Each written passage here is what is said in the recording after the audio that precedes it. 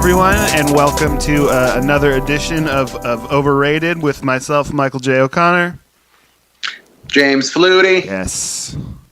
And this week we watched The Shining. Mm-hmm. Yes. Let me just, real quick before we start. Yes. Put a couple rumors to rest. I've never hit you. I would do anything for you. I love the little son of a bitch. Yeah, he's pretty convincing. I love Jack Nicholson in that because there's never been a role in which Jack Nicholson doesn't come across as a little creepy. Totally. So, like, even in the beginning of this, before he goes crazy, he still comes across as a little creepy. Well, yeah, it's funny. It's like, it's one of the things that I was reading that Stephen King really didn't like it. I mean, he doesn't generally like the movies people make of his books. But he was saying, like, they really don't bury the lead. Like, he looks crazy right away. Yeah. And I think that's why he liked the TV miniseries a little more, because Steven Weber is kind of like an everyman. It's surprising when he goes crazy. He goes from flying planes. Yeah, with Roy and the gang. I read something interesting. Sure. That Stephen King did not have the right to make his own book because the Kubrick estate owned them. So in order to make that miniseries, he actually had to sign a contract where he would stop bashing the oh, really? yeah, The Shining. But the only thing he could talk about was the fact that Nicholson comes off as crazy before he goes crazy. That's right. Like the only complaint he was allowed to have. Right. I don't know if that's true. It might just be a rumor. Huh. But yeah, King really, he talked quite a bit about how he didn't like The Shining, and more so than most other films. Right. For a long time, I thought that might have been bitterness, mm-hmm. Because as much as King is the master of horror, he's the master of a genre. Right. Whereas Kubrick is sort of the master of cinema. Like, he's considered one of the greatest filmmakers of all time. Any genre, just films. Right. And I think that's a little bit of a reductive way for me to look at it. Well, he could have just disliked it. Yeah, it could be. And, there's a lot. And I do think it's interesting, because have you read the book? I have not. It's interesting because one of the beasts that he had with it is that he thought that the movie played too much, that there was like more of the paranormal stuff at work, as opposed to just his own, like, alcoholism, which really is played up a lot more in the book, and his own just kind of rage. He thought that there was too much outside influence, which I can see that. You can see, but how are you going to fit that into 2 hours? Yeah, exactly. Yeah, 2.5. That movie is already long. It is long. The amount they cut out. Mm-hmm. Also, I find that most of the stuff that King complained about in The Shining are things that I would disagree with him with. Oh, really? One of the things is he didn't want Shelley Duvall. Mm-hmm. He thought that she seemed too weak, and that this character is, as he put it, should be like a former cheerleader who never had anything go wrong in her life. Right. Where Shelley Duvall had a vulnerability, like she's been through a lot. Yeah. And to me, this sort of ex-cheerleader sounds like a horror trope. Yeah, it seems a little like, a little on the nose. It was the same thing with the house burning down in the end. Sounds like a trope. It sounds like those are horror films we've seen. Right, totally. And Kubrick didn't want to do that. Mm-hmm. Yeah. And then supposedly King also said he didn't see why people found The Shining movie scary. What the fuck? Yeah. Which I kind of almost understand, in the sense that I've never found anything Stephen King has written scary. Yeah, not really. I've liked some of the things he's written. Uh-huh. I've liked some of the things he's written a lot. Totally. But I've never been scared. I've never had a sense of even dread. Right. Because I don't, what I find creepy and what he finds creepy are probably very different. Mm-hmm. Yeah. Oh yeah, totally. Yeah. I think, wow. Yeah. I think that, the ex cheerleader, I mean, that's like sleepaway camp. That's yeah. I mean, that's really nothing that interesting about that. And a lot of people, she got like what's it called, a Razzie Award for, like. I read that. That's crazy. She's so good in it, and I can see, like, I was watching it, and she gets a lot of flack for her performance, but you got to keep in mind, she's the one all of this is happening to. she doesn't really see any of the crazy crap. If she wasn't in that, it would just be like a crazy dad and his crazy son having a crazy time. The only parts that to me are deserving of any kind of Razzie, I guess, is early in the film. Yeah. But to be fair, like all of her lines early in the film are not easy lines for an actor to give. It's sort of like, I'll bring you some sandwiches. Yeah. Like there's no real natural way for a lot of those lines to come about. Right. And then later in the film, when she's terrified and she's screaming, she does a great job. Yeah, I thought so too. In my opinion. But also the film itself was nominated for a Razzie for worst directing. Crazy. Obviously, they like you can just point at it and go, well, you were wrong. Yeah. This is now considered one of the greatest films ever. Right. Yeah, that Kubrick doesn't know what the hell he's doing. Yeah, that's this new kid. I've seen it maybe, I don't know. I mean, realistically, probably a dozen times, and it's been a while since I've seen it recently. And yeah, I forgot how long it was. And there's a lot that man, and you know, if you're buying tension, that is what that movie is selling. You know, there are some things that I noticed that speaking of the Razzie, sorry to no back there a little bit, but there are some things that I noticed that if you were going strictly by rules that generally make a good movie, that this movie does not do. They have incredibly short scenes. Yeah. I mean, like between scenes, it'll be like a minute, maybe less. And then they have a million dissolves. Yes. But the thing is you kind of have to look at Kubrick and go, is this guy just making mistakes? Right. Or are these like, obviously now this guy's made unbelievable films. He knows exactly what he's doing. So these are choices made. Do I completely understand all of them? Not really. Right. I know with the dissolves, my only guess is that later in the film, there are these quick cuts. Yeah.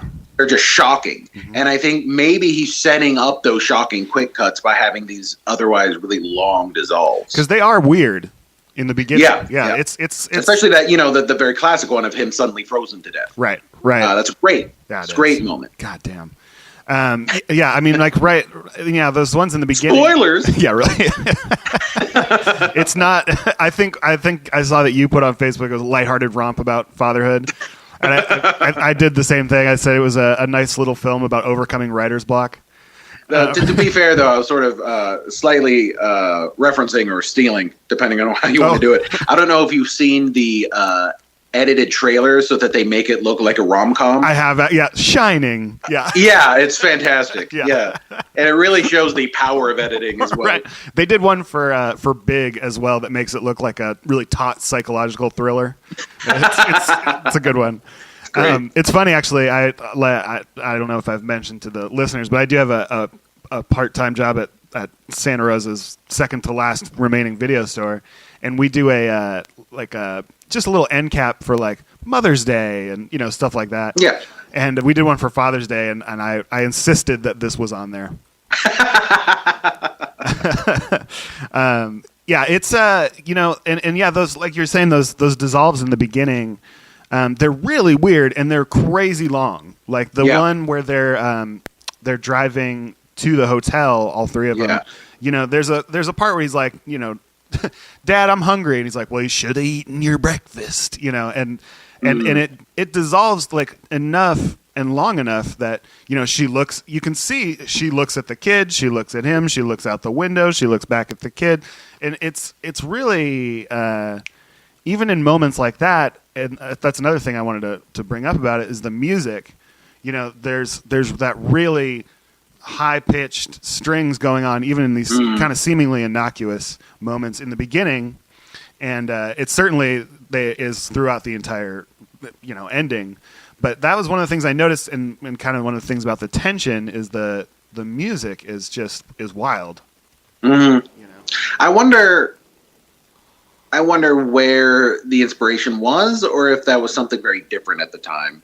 Because I watched certainly a lot of horror, a lot of classic horror, but I'm really bad with timelines, so I can't remember what came before or after. Right. I'm always really bad about that.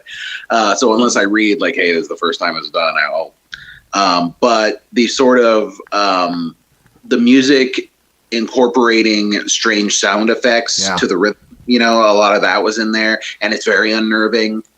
So I wonder if he was pushing that before it was really done, or if maybe like Phantasm had done it already or something. Right, not Fangoria. What's that? Suspiria. That's what I was. Suspiria. That was what I was thinking of. Those because I know the visuals in Suspiria were definitely ahead of their time, but I don't remember the music. Well, I mean, and now that you're mentioning it, there, because that was definitely before, and I'm sure that he took a lot from Dario Argento and those the Italian horror masters. There's a lot in that fucking movie to unpack. It's I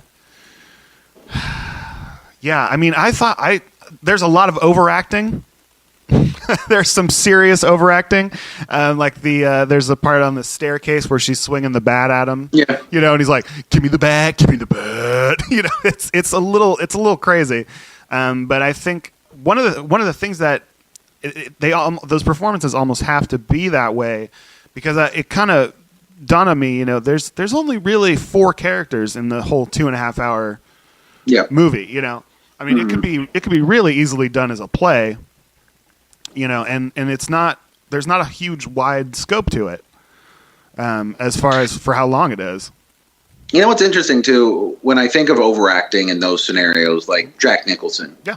Is that if you've ever been around people with schizophrenia and they're going into like sort of a schizophrenic state, and not that I have a huge amount of experience with this, but I have been in those situations a few times, and they really are over the top. Yeah. I mean, they really do act in this way that you're almost going like, wait, are you pretending right now? What is this? Yeah. Like, because they fall into these sort of, like they'll just start talking about like, there's the witchcraft and your next door neighbor, and there's a lot of twitching, and I think if someone portrayed it realistically, I think you would look at it on screen and go like, it's dumb. Yeah, totally, totally. So like there are little moments like when he kind of taps the door with his fingers, when he's locked in the freezer, where I thought like that actually kind of looks like something I've seen before, right? But on screen, it seems a little goofy. Totally. I've thought of that a lot. Like if you draw things, like with art, if you make it look exactly like it does, like that photorealism, sometimes it looks a little bit sillier. Yeah. Whereas if you give it some extra dynamics, it'll actually look a little bit more real. And that seems to be the case with art quite often, is that if you actually do it realistically, it doesn't translate well on screen. Is that have you heard of that thing, the uncanny valley? No, it's this phenomenon. Like, do you remember like the Polar Express, like those like? Oh yes, I know what you're talking about. Where something the more real it is, the creeper it becomes. The more kind of unsettling it is. Yeah. There's definitely some of that. Yeah, I mean, everything gets exaggerated. When it gets put on film, or like you say, like when it gets drawn, and it almost, you have to make things a little more cartoonish than they actually are in order for it to kind of. Or you have to go the exact opposite. You have to make it so much less, so much less energy in there in order for it not to seem cartoonish, even though the reality is the people in those situations are acting cartoonish. Right. You do look at people and how they act when things are actually happening. Like, the famous thing of like yelling at the screen and going like, "Don't run upstairs. What are you doing, stupid?" People do stupid stuff like that all the time when they're scared. Right. People are idiots. Right. But if you have them actually act like an idiot when they're scared, people go like, "That's fake." Right. No, them actually acting not stupid is fake. Right. Yeah, totally. Absolutely. It's a fine line, learning how people respond to art rather than actually just trying to portray reality. Mm-hmm. Right. Yeah, because Yeah, I think that, and this is a great example of that, because, and I wonder also, like, if how much of it is because it is so claustrophobic, that every little, it must have been a blast to, well, and we'll get to the fact that it probably was not that fun to film this movie, but to hence the theme. Yeah, exactly. It must have been interesting to really like bite into those characters and be, have everything is so magnified. I feel like every aspect of action is really under a microscope because of how contained everything is, Mm-hmm. Maybe that's part of the reason why there's so many weird, crazy theories about the meaning. There's so many behind The Shining. Yeah. Did you watch the documentary? I think it's Room 237. Room 237. I saw it a while ago, and I found it pretty uninteresting. I watched about 30 minutes. I did find it interesting, but I can't stand when people present a theory as if it's the most obvious thing in the world, and it's just the most thin connections between things. And I can't stand it when people do it with like politics. So I didn't want to spend 2 hours listening to it with a film. Right. Totally. Well, if you'll notice here, he kind of looks left. And then in a book about Russian history, they talk a lot about the left. So obviously this is a book about the Russian, uprising in the 1800s. Like, it's just, I am convinced that that's what this is about. Oh, okay. Open your eyes, people. Yeah. Obviously. I didn't even get to the moon landing fake thing. Yeah. Like, I couldn't even stand it for that long. I couldn't. Right. There's a lot with that, like how, Danny's wearing an Apollo 11 sweater, and, it's crazy. One of the ones, if we're talking about it, that I did find kind of interesting and is definitely surprise a little dark, is there was when I was reading that all the implications that Jack was molesting the son. Mm-hmm. And I did find that some of that kind of held water. Like, he's it's really weird in the one of the beginning early scenes when the whole family first comes to the hotel. He's sitting in the lobby. He's reading Playgirl. That is so weird. To me, that comes across as just this weird joke that Jack Nicholson or Kubrick threw in there. Really? To me. Because the only way you're going to notice that is by freeze framing it, zooming in if you can, and then finding the exact issue. Right. Because they don't really show it. Yeah, not really. It's tossed onto the thing. Yeah. So that's how it came across to me. Certainly I could be wrong. I don't know. And also, Kubrick is not known for throwing things in willy-nilly. He's very much known for everything being very deliberate. That's one of the things, that to me it kind of... That actually creates more of a mythos about everything he makes, too, because they know about him. Totally. It was just... And the... like, when in the scene with the guy in the dog costume, which is just... I mean, it's got to be one of the strangest fucking things. Now, apparently... Mm-hmm. The only connection people have drawn on that is in the book. Yeah. One of the old hotel managers was having a gay relationship with a guy who dressed up as a dog. It's a bear. Yeah. A bear? Bear. Yeah, a bear costume. And that's like kind of there's like a very strange B story about that. But here's the thing that struck me with that when I watched it when I was much younger, is that's the only stuff that's ever really scared me when I was young that wasn't something like happening to me is very strange, unsettling images. Uh-huh. Mm-hmm. And The Shining has a lot of those. So the things that made me uncomfortable that when I was younger would be the bathroom scene with the old lady and the skin stuff, and the weird bear looking up and them both looking at her, and the twins. Yeah. Like, very unsettling images is what creeped me out. Mm-hmm. Mm-hmm. Like the blood coming out of the elevator. It was just a cool looking image. Yeah, it's awesome. But it's not scary. Yeah, that's true. That's true, yeah. Did you know that there was a rule that you could not show blood in a trailer. And that image is in the trailer because Kubrick convinced them that it was rusty water. Rusty water. Oh, man. Okay. All right. Oh, yeah, just a pipe burst. Yeah. These old buildings. That's really what this movie's about. Yeah. This is about proper maintenance of... the running theme. Exactly. There's a lot of, like you say, there's famously, probably more so than any of his other films, there's a lot of sort of conspiracy theory stuff about it. And I think, like you say, because he is so meticulous and he's not known for just throwing stuff, away.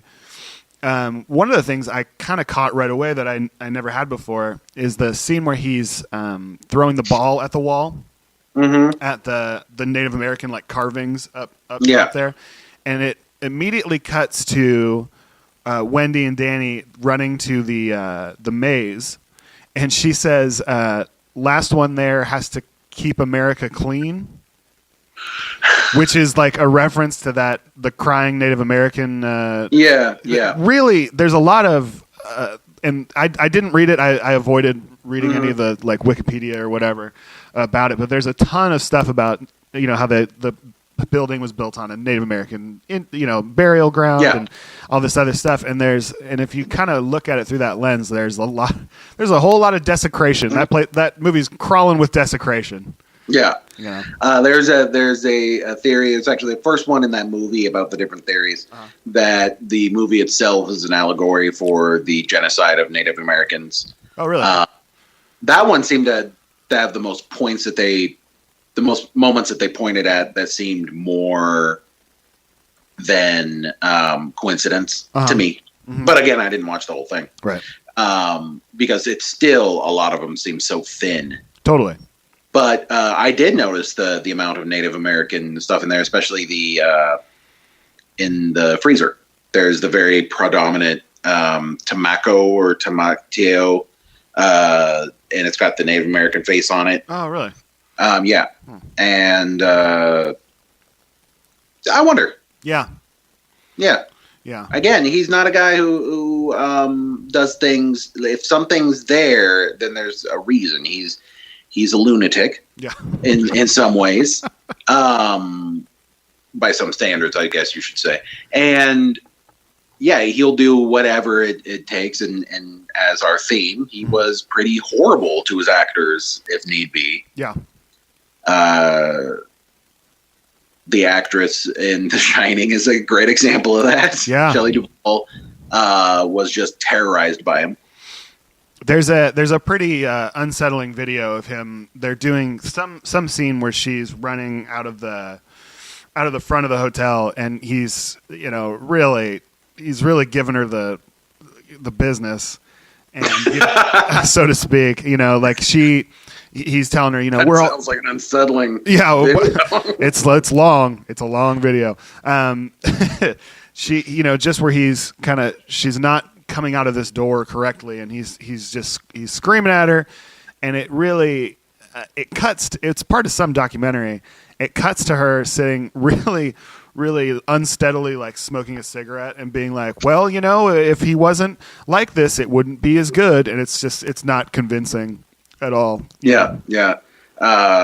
She apparently lost weight, got sick, lost some hair because of the stress. Like her hair started falling out. But Kubrick is a little bit different than a lot of the other directors that we discuss in this theme or that we brought up. Yeah. In that afterwards, he praised her performance, said it was fantastic. And he also did things that were particularly nice during the filming as well, especially for the young kid. He went out of his way to make sure that he didn't see any of the creepy things in the film. Oh, really? And actually told the kid that they were making a drama. And so during a lot of the moments, like where Jack Nicholson's chasing them, it'll just be shots of him, and he never saw Jack Nicholson do it. Yeah, they're not really in any shots together except for the obviously really creepy one in the bedroom. Yeah, that is one of the creepier scenes in its own way. For sure. But they basically seemed to convince him that this was a drama, and I'm just thinking, like, at times, come on, kid. Like, I know you're a kid, but come on. What is this movie about divorce? It's basically Kramer versus Kramer. And in this scene, you're going to be holding a knife and writing murder backwards on a mirror. Don't be alarmed. Just like a lot of kids do when their parents have a divorce. Right. Kids act out. Right. But apparently he even made a highly edited version to show him. Really? When it was done. And he didn't actually see the actual movie for like 11 years after he filmed it. Crazy. I was Yeah. I was So wondering. here he is just terrorizing a human being, Right. while at the same time going out of his way to protect another. Oh, I get it. So he hates women. Well, to be fair, he also has terrorized male actors as well. True. Originally, Slim Pickens was going to be in this. Oh yeah. But after working with him on Doctor Strangelove, he refused to ever work with him. Really? Oh my god. Yeah. Oh man. Yeah. And largely because of the things that he demands from his actors, like 800,000 takes. Right. And like they have to stand in for the lighting. Usually you have a stand-in. Right. But he refuses because, what if that person doesn't have the mole on his left cheek? Right. Right. And the lighting's going to be all messed up. Totally. Of course. Yeah. That's reasonable. Yeah. I had read that the scene in the bar, the very, very first one with Lloyd. That's the bartender's name. Mm-hmm. They shot that and rehearsed that for something like 6 weeks, 10, 11, 12 hours a day. And that actor who plays Lloyd, the bartender, was saying that by the end of it, his suit would just be soaked in sweat. Yeah. And that's for, how long is that scene? 4 or 5 minutes, like you were saying. All the scenes are very short. Apparently, I can't remember. I think it was Scatman Crothers who plays the janitor guy, the chef janitor. Yeah. The chef, who, when he got another role, they did it in like 2 takes, and he just started crying and thanking the director. It might have been Slim Pickens too. I know it was someone that worked with him and then went on to another one. It was like, I had no idea it was this easy. This is going to be a breeze in comparison. God. Oh my god. Scatman Crothers. I'm afraid of Scatman Crothers in this too. I was going to say the same thing. Yeah, he's so good in this. He's great. There's that little scene where he goes he looks like a doc, right? What's up, doc? Yeah. And laughs, and I'm just like, man, we've all known that awkward guy who laughs at his own jokes. Totally. And they're always super nice, but you're still like a little. God. And can we please talk about the decor in his bedroom? The very beautiful photos. Yeah. You know what's interesting about those? It's a weird choice. Yeah, it is. To have them, but they actually are these gorgeous photos. I would love to have those in my house. I want to hang it right there. Yeah. I wonder how my. They're the composition, the fact that the women are beautiful, but the composition, the space, they're just really. Yeah. I love in The Simpsons when they show Willie when they're parodying this. Uh-huh. It's a woman with a kilt and a bagpipe. Oh, is it? Yeah. Yeah, that's a fantastic parody. That's one of the better ones. I can't help but think of it every time now. Mm-hmm. When he's saying "Give me the bat," I keep hearing Homer in my head. Give me the bat. Give me the bat. Bat boo. Yeah. All work and no beer make Homer something. Yeah. There's so many, because when was this made? 1980, I think, is when it came out. Yeah, 1980. And in that relatively short amount of time, how many times has it been referenced or parodied? Kubrick films in general. Yeah. He's created so many lasting images and moments. Mm-hmm. Even the movies that people don't like that he did. Right. Like Eyes Wide Shut. Yes. Is still, we have these images from it that are just part of American culture now. Yes, totally. The whole, orgy with the right. That's just it's there's a great article written a long time ago by John Ronson, who's a fantastic writer, and if you can read anything he's done, do it, because he's great. Did he do So You've Been Publicly Shamed? Yes. Same guy. Yeah. So You've Been Publicly Shamed, which is fantastic. Yeah. And The Psychopath Test is probably his most famous one. But he did one, and it was a collection, Lost at Sea, I believe it's in. And he was given permission to look through Kubrick's notes and all these boxes of material that he had. And so he got to meet Kubrick's wife and people who worked with him and go through the notes. And it was fascinating. Yeah. And the amount of effort Kubrick put into his films is pretty remarkable. I'm sure. They had one room that he went into in Kubrick's home that was just like hundreds of books on Napoleon. Really? And yeah. And he was, wondering why. And it was because at one point he was going to make a movie about Napoleon. And so he read hundreds of books, and the movie never even happened. Right. And, when it was the last film he made, Eyes Wide Shut, he sent this assistant of his he would go down a street, take a photo of the door, and then go down to the next and take a photo because he wanted a very specific door. Right. Which meant that his assistant was spending days sending him hundreds of photos of doors. Right. Because of how important that detail was to him. The amount of time he spent on the font for each film. Right. Like deciding what the right one was. And I think John Ronson had a great moment where people asked what caused that. What caused this anal retentive and obsessive work on these films. And I thought it was great. Is basically he said he thinks Kubrick knew that he could be a genius at something. Right. If only he was willing to put this time in. Right. And there's definitely some truth to that. I mean, was that old sports metaphor? I've heard it with boxing, but I think it's been said about every single sport, so I don't even know where it originates. But hard work will always beat talent if talent refuses to work hard. Yeah. And, I think, that's 100% true.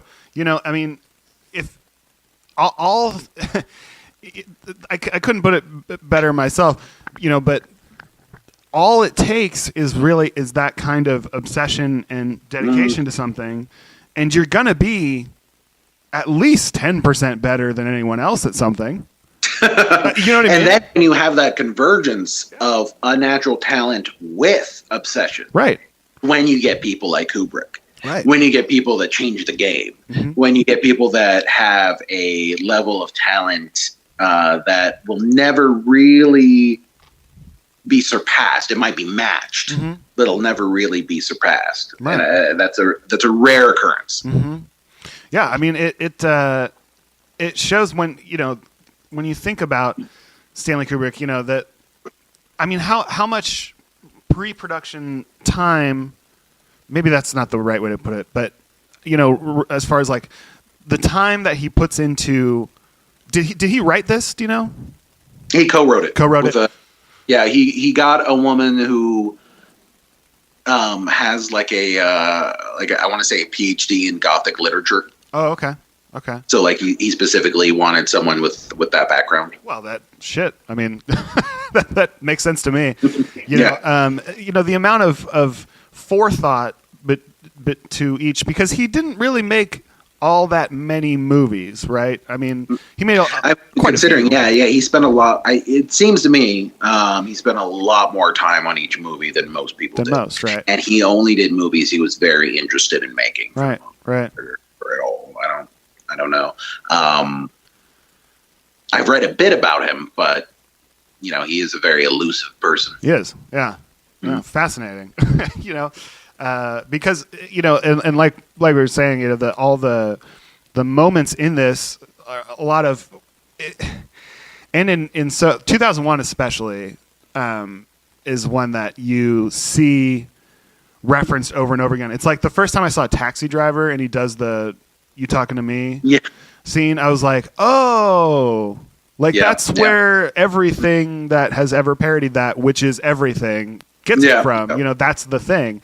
And it's so to watch the I can't do that, Dave, or here's Johnny, is really it's fascinating. Orange was another one for me. I remember keep the eyes open. Right. I would say that the few that there aren't that I can think of off the top of my head, the few that don't fall into that are probably Lolita and Barry Lyndon. That's right, Barry Lyndon. I like Barry Lyndon, and he was Killing. Was The Killing Kubrick? I don't know. I think The Killing, which I think is maybe the only film I haven't seen by him yet. I have it, but I just haven't gotten around to it. I wonder, was Barry Lyndon, because Shelley Duvall is in Barry Lyndon. Is she? Yeah, isn't she? Let's see. If only there was a way we could find out. Well, we'll never know. I guess we'll never know. Here, let's see. I think. Remember before the internet when that was the case? Yeah. Like you go, what was the name of that guy? Well, I'll never know that. And then you go on living your life. Yeah. Here, let's see. Or like a girl, a guy would ask a girl her number. Right. And she would just give a fake number. And you would never and then he would see have him to go again? home and find that out. Right. And now you can't do that because they'll just be like, just text me. All right. It's like automatic. I want to be instantly a problem in your life. Oh, God. Yes, I'm familiar with that. All right, let's see. Oh, no. Which one am I thinking of then? Well, doesn't matter. She is in Time Bandits, and she plays like that aristocratic woman. So maybe you're thinking of that. Maybe I am thinking of that. I don't know. Never mind. She gets robbed by Robin Hood. Yeah. If I remember correctly. That's right. Played, and then you meet Robin Hood, and it's the guy from Monty Python. Yeah. It was fantastic, and it has one of my favorite lines, which is, "How long have you been a thief?" And he goes, 4'5". 4'5". That's a jolly long time, isn't it? I fucking love that movie. Terry Gilliam. Yeah, Terry Gilliam did that. Yeah. This is what happens when two people who love film we can't stay on topic. No, yeah. And then this movie, and then Barry Lyndon, and then also Time Bandits and Ice Pirates. You ever see Ice Pirates? Anyway, yeah. So it seems like Kubrick is a horrible person to work with, but at least it seems to be that he's doing it for the art. Sure. Whereas a lot of other directors, they are doing it for the art, but they're also jackasses afterwards too. Sure. You know, they're making other people suffer to get the shot right, but they seem to be doing it from a place, more of a place of ego than Kubrick is, at least when you consider how nice he can be outside of torturing his lead actress. Right. Well, yeah. You know, and just like we were talking about last week, you know, with Fritz Lang and Metropolis, you know, he forced all those people to do all those really unpleasant scenes for blah, blah, blah. And then at the end, I think, how insulting is it to go, well, it's a piece of shit. You know, like to not even give them the pleasure of being like, well, at least we got something. Yeah. You know, that's rough. I think, what's interesting too is that I guess, you know, like Kubrick praised the acting in the film, but apparently Shelley Duvall and Jack Nicholson were pretty annoyed by the reception of The Shining because they were overlooked largely. Oh, really? People pointed at it and said, look what a great job Stanley Kubrick did. And they said, what about us? And what about Stephen King's work that inspired it? But I have to say there are films out there. And I think they both did a great job. And I think Stephen King has inspired some great films. For sure. But I do think it's a classic because of what Kubrick did with it. I agree. I think you could have had a lot of different actors in the exact same role, and it'd still be a classic. Yep. I think he could have made a horror film based on other concepts, and it'd still be a classic. Yeah, I agree. I don't think if you took Kubrick out and replaced it with almost any other director, you'd have a classic. Ron Howard. I'm sure it'd be a good movie. He's a good director, but it would just be Cocoon then, I think, which we've spoken about on more than one occasion on this podcast, or I have rather. He's taken over for the Han Solo. Yeah, no, it could be good. It's weird. Could be good. I don't know. I think you're right, and I think that he would definitely be listed as being responsible for some of the, you know, the more, like you say, the disturbing imagery in it is the star of the fucking movie. I think too, what I find is that directors who don't set out to make a horror film sometimes make the best horror films. Right. Friedkin with The Exorcist. Yes. You know, Kubrick with The Shining. They're making their film, and it happens to be in the horror genre. Right. And yeah, I guess. I mean, this is definitely a horror for sure. But I think that it's because only because there are some kind of supernatural things at work. Yeah. You know, because without any of that, it would just be, you know, a thriller. No, you know, there. I have to say that the one scene where she walks in and there's all the skeletons. Oh yeah. That seems like a weird, goofy horror moment. Yes, it does. Movie. It does. To the point where, like, you know, one of the people with the crazy theories about the film pointed that out. Like, it just seems so weird, and it almost feels like you suddenly entered someone's haunted house on Halloween in their garage. Like, it was really weird. It's very Disneyland. Yeah. It didn't fit the majority of the film. Right. That's yeah. So I wonder if that was he tried to make a scary moment and it just kind of fell flat, right? Or if he was trying to set up something. Mm-hmm. You know, I don't know. Well, yeah, it does feel, now that you mention it, it does feel out of place. And you know, it's because, it really, what's creepy about it is that, I mean, the whole scene with where he's in the bathroom with the waiter guy, you know, who's the old caretaker of the hotel. Yeah. You know, is so goddamn unsettling. And the fact, and when he's locked in the pantry, you know, and you never see the guy on the other end of the door, you know, is you know, I think we're going to have to take things in a more severe, you know, direction. It's there's nothing that's kind of spooky Halloween about that, you know, but it is implied enough that you're like, oh, well, these people aren't there or are, I don't know. I think I wonder if because to me, whenever I think of Kubrick, I think of patience, because he has it clearly, and he requires it of his audience. 2001's a great example, where is it like 14 minutes of that ship docking? Yeah. And in here, in that scene that you're talking about, the dialogue, there's such long, pregnant pauses between the dialogue, you know, and that scene is very long considering how little is actually said. Right. And I wonder if that really helped with the horror too, because that's part of what's unsettling about that scene is just these sort of weird pacing and just calm delivery of everything. God, yeah. It's and one thing that I found really kind of interesting that maybe helps to kind of show that he's not imagining it, or I don't know, that these people are maybe actually, he always has been there, is the fact that the guy uses the N-word so freely. Yeah. It's interesting too, because this is the 80s. Yeah, exactly. So, like, I would say even when I was younger, the N-word was a bad word, but it did not have the cultural significance it has right now. Oh, you think so? Okay. Yeah, so I mean, don't get me wrong. Like, it was jarring, I'm sure, at the time, but I when I was younger, and I'm not that old, it was really on par with any other racial slur or the word "fuck." You know, like it was. You're not supposed to say that. Right.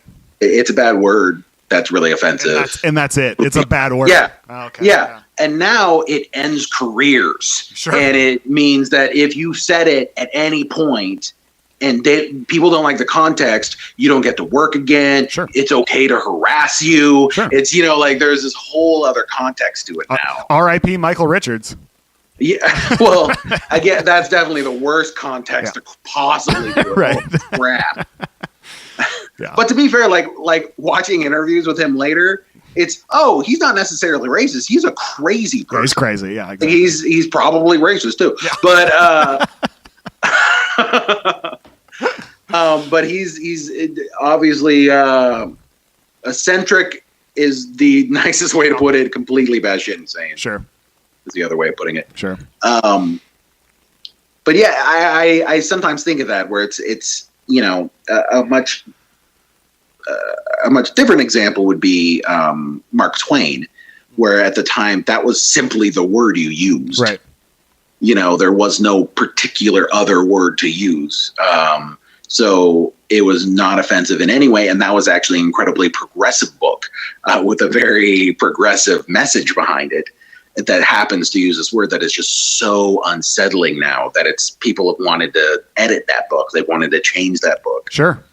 It's really interesting, and I got uncomfortable when they were having that part of the conversation. Definitely. Yeah, me too.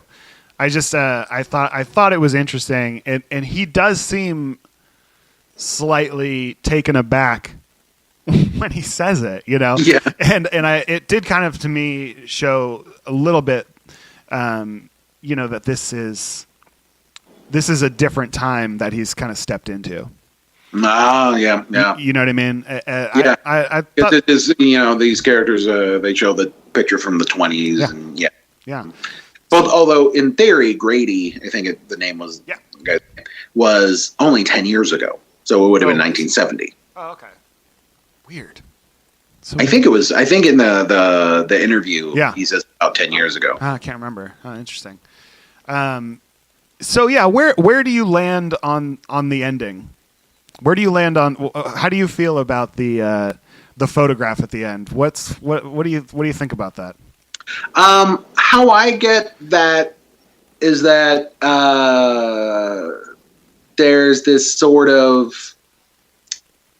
devilish time loop that happens. Okay. You're punished for succumbing to this power that exists in the hotel. And so if you do, then you end up like a servant there in that time forever. That's sort of how I take it. I don't pretend that that's what Kubrick meant.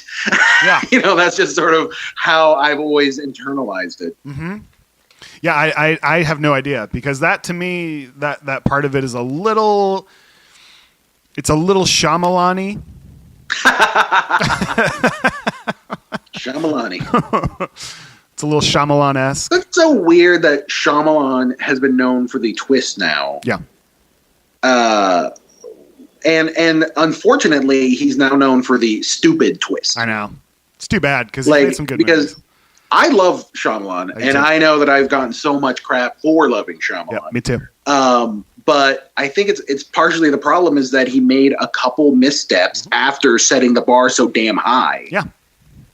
Because I could point to moments in Hitchcock's films that I think are goofy as hell. Oh my God, I watched The Birds really last silly, night. Yeah. Ugh. Like the ending of, I think it was Vertigo, when the nun comes up and he just falls off the building. That's horrible. And it's like, just ringing the bell. Yeah. I just saw a lady fall off the building, whatever. I'm just going to ring this bell. Like, it's so, like, there are parts that are so weird and goofy, but, he has this illustrious career and he was doing things that no one was doing at the time. So maybe there's no comparison there. But I think Shyamalan's very talented. I like some of his films a lot. And I think and I don't like some of his films, and that's okay. It's fine. Someone doesn't have to constantly make the great. That's part of the humor behind our title is I just get so unhappy with this idea of I've decided what values to be seen here. Right. No, I agree. By the way, did you see Split? Yes. That's good, right? Oh, I loved it. Yeah, see, there you go. And the ending, when they referenced the previous film, I literally shot my hands up in the air. I was like, yeah! It was great. It was awesome. Anyway, regardless, Hitchcock would certainly fall under our theme of cruel directors. He saw his actors as goddamn cattle. Cattle. Is that what he said? Is that what? Yeah. He referred to them as cattle. Yeah. People are gonna make missteps. I think, and even with Kubrick, I think a lot of people saw. And I could be wrong here. I saw Eyes Wide Shut as a complete misstep and kind of somewhat unwatchable. People apparently thought that with The Shining. Right.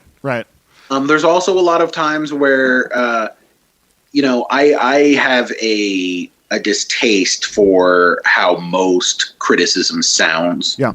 Most criticisms that come out on film come out in this way of I know what the value of this film is. Anyone who disagrees with me is an idiot. Right. And anyone who either doesn't appreciate this film or does appreciate this film, depending on the criticism, is just simply wrong. Right. And all that you'd have to do is add a few little addendums to their criticism of, I think, or I see this as this to me, and it would be a completely different feel to it. And that's not how people like writing. I remember in college being told not to write with "I think" or "I suppose." Sure. And I thought, like, that's insane. Yeah. Who talks like that? I know. I'm doing that right now because I'm in school and finishing up, and yeah, it's rough because you're right. No one talks like that, and there's a bit of, and maybe this is why I would never feel comfortable doing any kind of like music criticism or film criticism. I would never feel comfortable being like, this is how it is. Yeah, because I say so. It's so frustrating and annoying. I remember an example is in philosophy. There was Spinoza came up with the concept of monads, and part of the reason that was very interesting is that it's surprisingly similar to what we know today as atoms. And so when you point at it, and he goes, there are these tiny particles, and they're timeless, and they create larger structures, and they'll change, and that's how decay happens. It's like, it wasn't perfectly the atom, but it's interesting to point at. Right. What I found so weird about it is at no point did he say, like, I think there are these things and I'm going to call them monads. Yeah. It was just monads. They're like this and they go like that and they got things and they're green and that.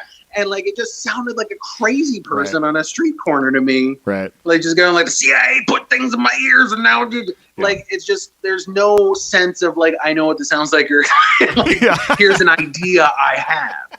It's just like, how can you not know this? Yeah. Well, that's academia. It's so weird. Yeah. It's so weird that people discuss things in that way. And I suppose I know I've done it because it's like cultural at that point. Like, you just go like, here's how reality works, everyone. Yeah. Yeah, totally. And things can end up being, I mean, clearly in this case, it took a little while for The Shining to gain traction, but it ended up. Yeah, now generally considered one of the greatest horror films of all time, oftentimes considered the greatest horror film of all time, and also nominated for the worst film. Crazy. Nominated for worst directing, worst acting. Right. It's just, people are all over the place. Right. And they both would say that the other is an idiot. Well, I know I sure do. I always feel like there is a way to objectively decide that something is good. I don't think there's ever quite the same to say it's bad. Yeah. But there is an objective way to say that this art was good. And that's to let time decide. Yes. If something remains entrenched in art and people constantly seek it out generation after generation, and you can look and go like, these are the other artists that have an audience that were inspired by this. Right. Then objectively, that thing's good. Yeah. I will go on to Goodreads sometimes and listen to people criticisms of 1984. Right. Or something, or like Moby Dick, like, lame, this book sucks. Really?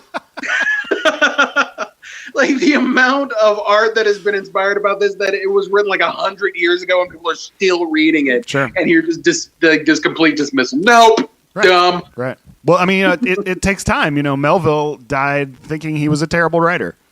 Yeah, that's right. It was panned by people. Yeah. And that's why it's kind of hard to decide if something is objectively bad. Sure. Because it can still find that audience later.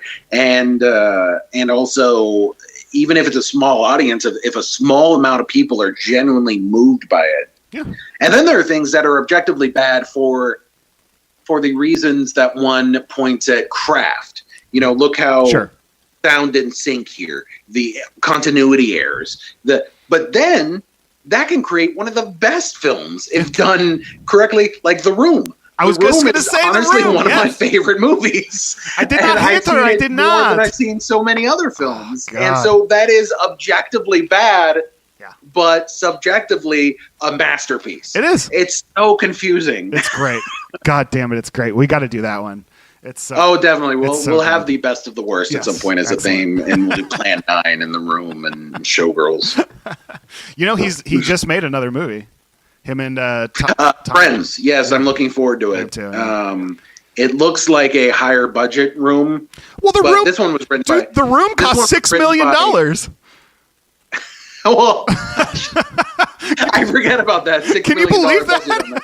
Yeah, but I mean, it was because the money was being thrown in really weird places. Yeah, it was. Yeah. Well, I think he bought all the cameras and he bought all the equipment. He bought the cameras. Yeah. He was having sets made that did not need to be made. No, yeah. like they had an alley they could film in, but he had an alley built. Crazy. Again, I love this. So I read The Disaster Artist and stuff, but Friends is actually written by Cisneros. Oh, it is. Okay. But, yeah. So that looks. I don't know. I don't know what I'm interested in seeing it. That's for sure. As long as Tommy's in it. That's and I'm also interested in seeing the Masterpiece or Disaster Artist, whatever title they end up choosing for the film of Disaster Artist. Yeah. Yeah, it's gonna be something. Yeah, like the amount of enjoyment people have gotten out of this, the amount of almost community that was built from this piece of art that is, by most people's standards, objectively terrible, right, is astounding, and I love it. So, is it good? Is it bad? I try to avoid that, but it's really hard. It is hard to avoid that language and that mindset. Right. I mean, to me, I think that a lot of, films and TV, I think especially, I was going to say books, but not necessarily, they can coast on charm with me a lot. Mm-hmm. You watch, let's say, like the first Evil Dead, mm-hmm, objectively, that's a really kind of pretty poorly made, poorly acted movie. But, once you kind of see Evil Dead 2 and Army of Darkness, you see what they were going for and what it ended up being. It ended up being kind of greater than the sum of its parts. Yeah. And there's a lot of films like that. And also, like, let's say, since we're on the topic of criticism, sure, I find it really bizarre.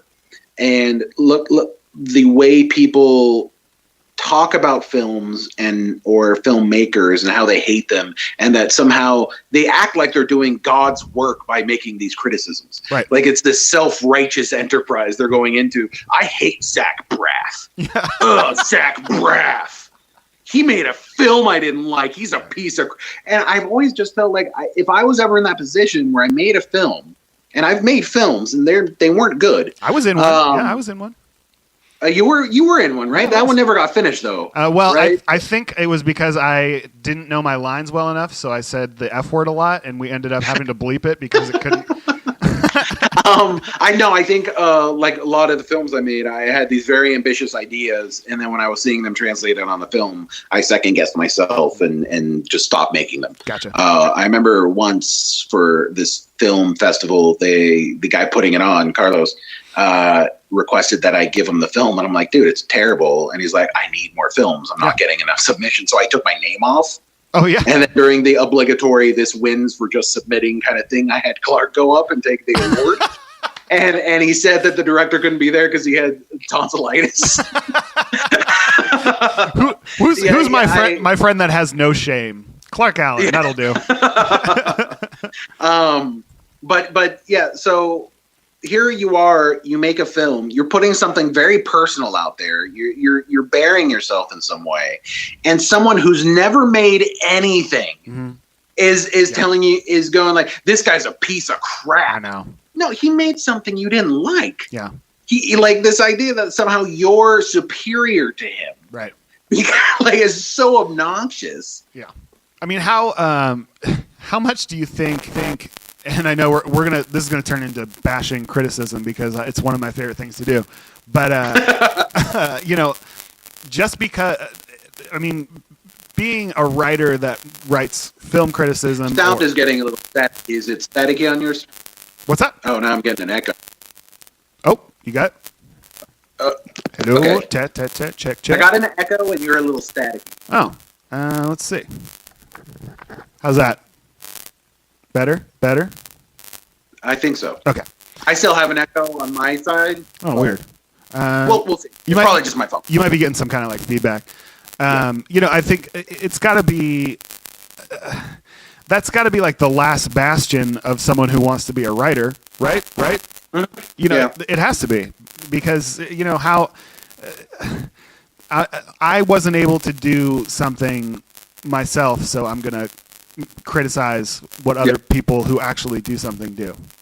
You know, when you point at the critics that actually ended up creating something, they don't generally create something that other critics like. It's not something that is generally really welcomed. Right. And I don't think that's because they don't have talent.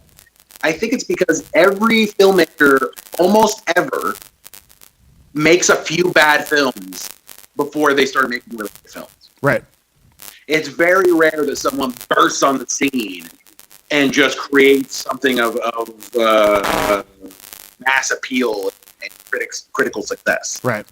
That's why people point at Orson Welles and go like, "How weird was that?" God, dude, he was in theater for years. Yeah, exactly. In radio and exactly. Yeah, you know, he was not exactly a lightweight. By the time he ended up getting to film, it was kind of old hat for him. You know, I think it's really unfair to point at a lot of people and decide that they're not good at this because it's a misstep. Right. And also the way people treat other people who like that. You know, like if they like that film, obviously you know nothing. Right. It's criticism is really annoying. But it actually is also pretty great when done well. I like reading people's interpretation of film. Sure. I love reading people. Here's why I did this. But it's when you get that high and mighty, how stupid everyone who worked on this was. Right. If you enjoy this, you're an idiot. Right. You're starting to break up as well on my end here. Okay. Which is kind of weird. I'm not. So I guess we'll see if it worked. Yeah. And if not, maybe we'll just do another sign up later. No. So where do we land on The Shining? Overrated? Obviously considered one of the greatest horror films ever made, made by one of the greatest filmmakers ever made, and of course, completely overrated. Completely. Well, that I loved it. It was a goddamn pleasure sitting and watching it late at night again, and falling asleep unsettled, I look forward to more from this young kid. I'm sorry. What? Hopefully he gets better. Yeah. Well, it's been great, and for Overrated, I am Michael J. O'Connor. I'm James Fluty. Join us again. We will talk at least one or two more times about directors who punish and destroy the people they work with. Absolutely. All right. We will see you all next week.